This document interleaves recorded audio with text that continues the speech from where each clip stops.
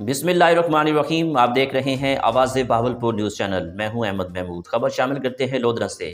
पीर सैयद अताउल्लाह शाह बुखारी के बड़े बेटे पीर सैयद मसलिउद्दीन ने लोगों की फलाह और बहबूद के लिए वसाइल की कमी की वजह से ट्यूबवेल लगाया, जिससे इस इलाके के अवाम को बहुत फ़ायदा होगा। इसका इफ्तिताह जिगर गोशा इमामुल वासलीन हज़रत पीर सैयद अताउल्लाह शाह बुखारी मेहरवीन ने की।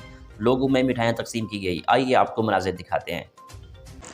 आवाज़ बहावलपुर में आपको ख़बर दी जा रही है। इस वक्त आस्ताना आलिया मेहराबाद शरीफ में हज़रत पीर सैयद अताउल्लाह शाह बुखारी मेहरवी, उनके बेटे हज़रत पीर सैयद मसलिउद्दीन शाह बुखारी ने अवामी फ़लाह के लिए एक ट्यूबवेल कायम किया है, ट्यूबवेल बनाया है, जिससे ना सिर्फ लोगों को फ़ायदा होगा बल्कि पानी की सहूलियात भी मैसर होंगी। नाज़रीन, यहाँ पर इफ्तिताह हो चुका है, जिसका इफ्तिताह हज़रत पीर सैयद अताउल्लाह शाह मेहरवी ने किया है और इंशाअल्लाह इससे अवाम को फ़ायदा पहुँचेगा।